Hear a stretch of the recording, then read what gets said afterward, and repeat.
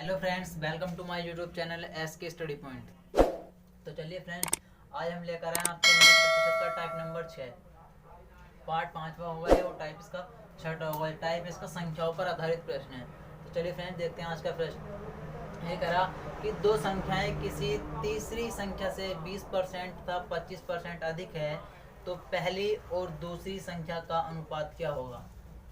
इन्होंने हमें दो संख्याएं बताए हैं, यानी कि कोई तीसरी संख्या हमने माना, देख लीजिए इधर, फर्स्ट संख्या, सेकंड संख्या और एक थर्ड संख्या। ठीक है फ्रेंड, ध्यान से देखना है सवाल को अच्छे से। तीन संख्या करा, दो संख्याएं किसी तीसरी संख्या से 20% तथा 25% अधिक है।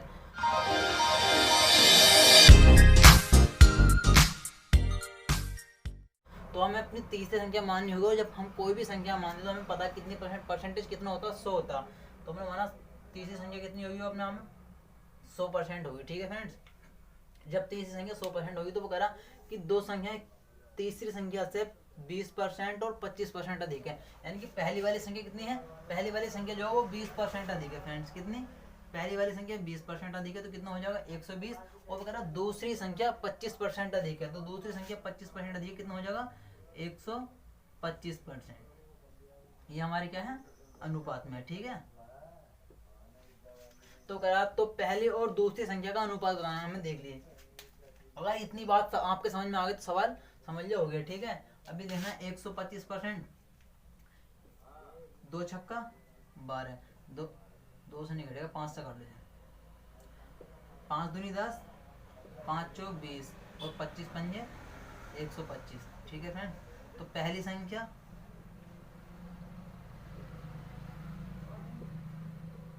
अनुपात दूसरी संख्या कितना हो जाएगा, पहली संख्या हो जाएगी हमारी 24 और दूसरी संख्या का अनुपात कितना जाएगा 25। तो फ्रेंड्स, ये आपका बिल्कुल करेक्ट आंसर होगा। ठीक है, देखिए जिसकी समझने आया एक बार और देख लीजिए। दो संख्याएं थी जो तीसरी संख्या से 20% तक 25% अधिक थी। हमने माना तीसरी संख्या कितनी थी, 100% थी। जब कोई भी चीज 100% होती है तो एक संख्या 20% अधिक, तो कितनी हो गई 120, और दूसरी कितनी थी 25% अधिक, तो वो कितनी हो गई 125%।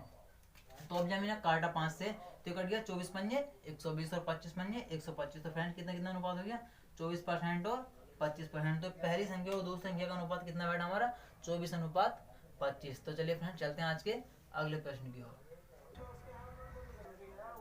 तो चलिए फ्रेंड, देखते हैं आज का क्वेश्चन नंबर 2। क्वेश्चन नंबर 2 है कि दो संख्याएं किसी तीसरी संख्या से 20% तथा 50% अधिक है, तो दूसरी संख्या पहली संख्या से कितने प्रतिशत अधिक होगी। तो फ्रेंड्स, क्या करना हमें, पहले सबसे पहले हमें तीसरी संख्या देखनी। तो तीसरी संख्या मान लेंगे। तीसरी संख्या क्या मानते हैं हम, कोई भी संख्या मानते तो 100% मानते हैं। ठीक है, तीसरी संख्या यदि 100% है तो हम बोल पहली संख्या 20% अधिक है, तो पहली संख्या कितनी हो जाएगी 120। और फिर क्या है, दूसरी संख्या 50% अधिक है, तो दूसरी संख्या 50% अधिक हो जाएगी, कितनी हो जाएगा 150%।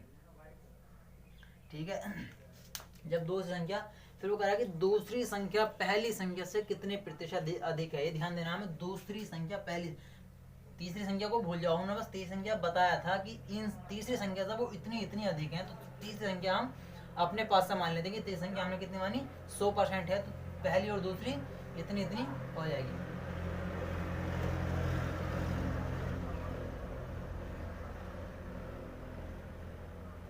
ठीक है, तो देखिए हमने यहाँ पर देखना, अब ये 120% है और ये कितनी है 150% है। तो ये इससे कितने प्रतिशत कितना अधिक है, यानी इनका अंतर देखो, इनका अंतर कितना, इनका अंतर है आपका 30 का।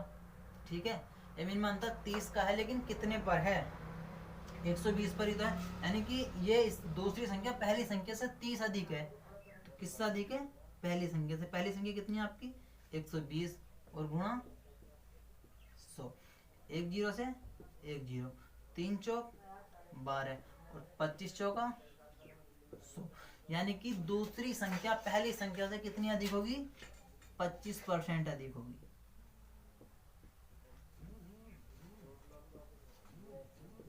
ठीक है फ्रेंड, दूसरी संख्या पहली संख्या से 25% अधिक होगी। तो देखिए दोस्तों, एक बार और देख लेते हैं इस प्रश्न को। वो कह रहा था कोई संख्या है उस संख्या से दो संख्या, एक संख्या 20% अधिक है और दूसरी संख्या 50% अधिक है, तो हमने तीसरी संख्या मानी थी कितनी 100%, तो पहली कितनी होगी 120 और दूसरी 150। अब वो कह रहा था कि दूसरी संख्या पहली संख्या से कितने प्रतिशत अधिक है। हमारे हिसाब से कितनी है 120 में और 150 में कितने का अंतर है 30 का, कितने पर है 120 पर है, और परसेंटेज बनाने के लिए हमें 100 से यहाँ पर मल्टीप्लाई करना होता है, तो एक जीरो से ये वाला जीरो, 3 चौक 12 और 4 से सिर्फ 100 को कितने मार कर जाए 25%, तो 25% अधिक है। तो फ्रेंड ये आरोप देख लें अधिक के लिए लगाया मैंने, ठीक है। चलिए चलते हैं आज के अगले प्रश्न की। चलिए फ्रेंड देखिए आज क्वेश्चन नंबर 3। क्वेश्चन नंबर 3 है, दो संख्याएं किसी तीसरी संख्या से 20% अधिक तथा 10% कम है, तो दूसरी संख्या पहली संख्या का कितने प्रतिशत है। फ्रेंड्स पहली संख्या क्या है, पहली संख्या तो 20% अधिक दे रखी सवाल में, और इस बार दूसरी संख्या 10% कम दे रखी है तीसरी संख्या से, तो हमें क्या करना, तीसरी संख्या वही माननी हमें, तीसरी संख्या 100, ठीक है। तीसरी संख्या हमने 100 मानी, तो पहली संख्या कितनी हो जाएगी 120, क्योंकि वो 20% अधिक है, और दूसरी संख्या 10% कम है, तो दूसरी संख्या 10% कम होगी, तो कम कितनी हो जाएगी 90, क्योंकि हम अधिक या कम कितने में करते हैं, इस संख्या से इस संख्या में अधिक है तो इस संख्या में इतना जोड़ देते हैं, और कम है तो इस संख्या में इतना घटा देते हैं, ठीक है फ्रेंड्स। तो चलिए आगे सवाल कह रहा है, फिर कह रहा है कि दूसरी संख्या पहली संख्या का कितने प्रतिशत है, ठीक है। एक रात दूसरी संख्या पहली संख्या का, ठीक है, वो कह रहा है कि पहली संख्या तो 20% अधिक है और दूसरी संख्या 10% कम है, और हमारी तीसरी संख्या कितनी थी 100%, ये हमने अपनी तरफ से मानते हैं तीसरी संख्या को, ठीक है। हमारी तीसरी संख्या 100% है, तो पहली 20% अधिक है तो कितनी हो जाएगी 120, और दूसरी 10% कम है तो कितनी हो जाएगी 90%, क्योंकि इसी में हम जोड़ते हैं और इसी में माइनस करते हैं। फिर आगे रहा सवाल कि दूसरी संख्या पहली संख्या का कितने प्रतिशत है। फ्रेंड ध्यान से देखिए, ये का बहुत हो इस सवाल में, का, ठीक है। अभी मैं आपको इस टाइप के बाद और टाइप है, आपको एक से का नियम है, एक से का नियम है और एक का नियम है, ये मैं आपको पढ़ाऊंगा, बहुत अच्छे से पढ़ाऊंगा इन सवालों को, तो इस साल में आपको दिख गया, पता चल जाएगा किस कौन सा नियम लगना है, इसमें का वाला नियम लगना है, ठीक है। तो चलिए फ्रेंड्स का वाला नियम लगाते हैं इसमें। देखिए वो करा कि दूसरी संख्या पहली संख्या का, तो दूसरी संख्या कितनी हमारी, दूसरी संख्या है 90, ठीक है, और दूसरी संख्या पहली संख्या का, तो का वाले नियम में हमें कहते का वाला मान, जो हमारा का वाला मान होता है हम इसे नीचे रखते हैं बटे में, ठीक है। अगर दूसरी संख्या पहली संख्या का, तो पहली संख्या कौन सी है, का वाला मान क्या है, पहली संख्या 120 का कितने प्रतिशत है, प्रतिशत बनाने के हम इसे 100 से मल्टीप्लाई कर देंगे, ठीक है फ्रेंड्स। एक जीरो से एक जीरो, 3 तिया 9, 3 चौक 12, 25 चौका 100, जो 20 की गुणा करेंगे कितना हो जाएगा 25 तिया 75%। तो फ्रेंड्स दूसरी संख्या पहली संख्या कितने प्रतिशत है, 75% है, ठीक है, 75%, ठीक है। तो चलिए दोस्तों एक बार और देख लेते हैं अच्छे सवाल को। दो संख्या किसी तीसरी संख्या का, तीसरी संख्या से 20% अधिक तथा 10% कम, यानी पहली तो 20% अधिक और दूसरी 10% कम है, तो दूसरी संख्या पहली संख्या का कितने प्रतिशत है। तो पहली संख्या 20% अधिक हो गई और दूसरी 10% कम हो गई, ठीक 90। अब अगर दूसरी संख्या पहली संख्या का, तो दूसरी संख्या हम ऊपर रखेंगे और का वाला मान नीचे, तो दूसरी संख्या पहली संख्या का 20, ठीक है, तो दूसरी संख्या हम ऊपर रखेंगे और पहली संख्या नीचे रखेंगे 120, तो परसेंटेज बनाने के हम 100 से गुणा कर देंगे, तो दूसरी संख्या पहली संख्या का कितने प्रतिशत हो जाएगा 75%। आई होप कि आप, चलिए दोस्तों देखते हैं अगला टाइप क्या हमारा आय एवं खर्च पर आधारित प्रश्न। देखिए क्वेश्चन नंबर 1 क्या है, एक सिनेमा हॉल में कुर्सियों की संख्या 25% बढ़ा दी गई और टिकट का दाम 20% कम कर दिया गया, सिनेमा हॉल से होने वाली आमदनी में कितने प्रतिशत कमी अथवा वृद्धि होगी। एक बात देखिए, हमने जब हम फिल्म देखने गए तो उसमें क्या करा, सिनेमा हॉल में जो कुर्सी लगी होती है उनकी संख्या तो 25% बढ़ा दी उन्होंने, ठीक है, और उसी के साथ साथ इन्होंने क्या करा, टिकट का दाम 20% कम कर दिया गया। तो आपको ये बताना कि सिनेमा हॉल को कितने प्रतिशत की कमी होगी या वृद्धि होगी, आपको बताना है कमी होगी या वृद्धि। तो देखिए सबसे पहली वीडियो में जो हमारी इंट्रोडक्शन क्लास है उसमें मैंने आपको सारी की सारी फ्रैक्शन बताई थी, सारी टोटल एक धोरे से अच्छे समझाई हुई थी, 25% की भी 20% की भी। ये वीडियो आपको जब भी समझ में आएगी जब आप हमारी पहली वीडियो को अच्छे समझ लेंगे, ठीक है। तो गाइस हमारे प्लेलिस्ट में जाकर आप पहली वीडियो जरूर देख लीजिएगा, ठीक है। तो देखिए ये कह रहा है कि एक सिनेमा हॉल में कुर्सियों की संख्या 25% बढ़ा दी गई। 25% की फ्रैक्शन आपको याद होनी चाहिए। 25% की फ्रैक्शन बढ़ाने का मतलब है 25% की फ्रैक्शन होती है हमारी 1/4, और जब ये बढ़ा दी गई तो इसका कितना हो जाएगा 4 से 5। इसका मतलब होता है नीचे वाली संख्या जो होती है हमारा मूल मान होता है, वास्तविक मान होता है, और जो ऊपर वाली संख्या होती है हमारी जितनी संख्या कमी होती है, वृद्धि होती है, वही हमारा क्या होता है घटती है, बढ़ती है। हम इसको मूल मान में जोड़कर लिख लेते हैं, ठीक है। तो मूल मान हमारे कितना होता है 4, और 1 बढ़ गया तो कितना हो गया 5, ठीक है। फिर कह रहा वो और टिकट के दाम में 20% कम कर दिया गया। टिकट का दाम 20% कम कर दिया गया फ्रेंड्स। जब टिकट का दाम 20% कम कर दिया तो इसका 20% की वैल्यू फ्रैक्शन वैल्यू क्या होती है 1/5, और टिकट का दाम 20% कम कर देगा, यानी मूल मान कितना था 5 था, और 1 इसमें से कम कर दिया, कितना बचा हमारा 4 बचा फ्रेंड, ठीक है। अब हम क्या करते हैं इनके आपस में गुणा कर देते हैं, ठीक है। इसकी इससे कर देते हैं और इसकी इससे कर देते हैं। 4 पंजे 20 और 5 चौक 20। तो फ्रेंड्स हमको अब दोस्तों ये बताना है कि सिनेमा हॉल को कितनी प्रतिशत की आमदनी होगी, यानी आमदनी में कितने प्रतिशत कमी होगी या वृद्धि होगी। तो अब हमको सीधा सीधा पता चलिए, अगर हम कुर्सियों की संख्या 25% बढ़ा दें और टिकट के दाम में 20% की कमी कर दें तो सिनेमा हॉल को ना ही कोई कमी होगी और ना ही कोई वृद्धि होगी, यानी जितनी भी सिनेमा हॉल को पहले से आमदनी हो रही थी उतनी ही आमदनी अब भी होगी। इनकी कुर्सियों की संख्या 25% बढ़ाने पर और टिकटों की संख्या 20% कम करने पर कोई फर्क नहीं पड़ता। चलिए फ्रेंड्स आज के अगले प्रश्न पर, ठीक है। तो चलिए फ्रेंड्स देखिए आज का क्वेश्चन नंबर 2। क्वेश्चन नंबर 2 कहता कि राम अपनी आय का 20% खाने पर और शेष आय का 25% यातायात पर तथा शेष आय का 30% मकान के किराए पर खर्च कर देता है। यदि उसकी कुल आमदनी 40,000 रुपये है तो वह कितने रुपये बचाता है, ठीक है। फ्रेंड क्या करता है राम अपनी आय पर 20% रुपये खर्च कर देता है, ठीक है। यहाँ पे देखिए आमदनी और इधर लिखते हैं अपनी बचत, ठीक है फ्रेंड्स। राम अपनी आय का 20% खाने पर, तो 20% की फ्रैक्शन वैल्यू कितनी होती है आपको पता है। 20% की फ्रैक्शन वैल्यू होती है 1/5। तो हम क्या करेंगे 1/5 का मतलब है कि 5 रुपये मूल मान था, उसका नीचे वाली वैल्यू कितनी होती है आपकी 5, और 1/5 था और 1 ऊपर वाली उसने क्या कर दी खर्च कर दी, तो बचा कितना बचत करी उसने 4 रुपये की। यानी 20% की फ्रैक्शन वैल्यू होती है आपकी 1/5, यानी कि उसका जो आमदनी थी 5 रुपये थी और उसने 1 रुपये का कर दिया खर्च कर दिया, तो कितनी बची 4 बची, ठीक है फ्रेंड्स। ऐसे देखिए आ करा कि 25% यातायात पर 25% की फ्रैक्शन वैल्यू कितनी होती है आपकी 1/4। तो राम की यानी कि 4 रुपये की आमदनी थी और 1 रुपये उसने क्या कर दिया खर्च कर दिया, तो ये कितना बचेगा आपका बचेगा 4 से 3, ठीक है। क्योंकि 25% जब उसने यातायात पर खर्च कर दिया राम ने तो उसकी यानी कि 4 रुपये की आमदनी थी उसकी और 1 रुपये उसने खर्च कर दिया, तो कितने रुपये बचे उसके पास 3 रुपये बचेंगे, ठीक सीधी सी बात है। ऐसे आगे बोल रहा वो यानी कि यातायात पर खर्च तथा शेष आय का, यानी जो उसके पास आय बची उस आय का 30% मकान के किराए पर खर्च कर दिया। ये ध्यान देना आपको, शेष इन चीजों को बहुत ध्यान देना शेष पर, ठीक है फ्रेंड्स।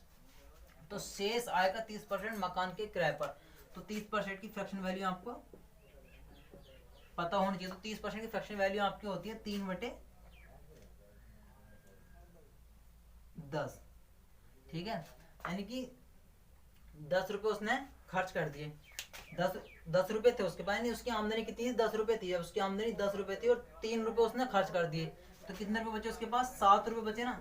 यानी कि राम के पास जो उसने मकान के किराए पर खर्च करे थे वो 10 रुपये थे उसकी आमदनी में, और 10 रुपये की आमदनी में से उसने 3 रुपये खर्च कर दिए, 3 रुपये खर्च कर दिए, कितने बचे 7 रुपये बचे, ठीक है फ्रेंड्स। तो यहाँ आपको फ्रैक्शन वैल्यू अच्छे से पता होनी सभी को दोस्तों।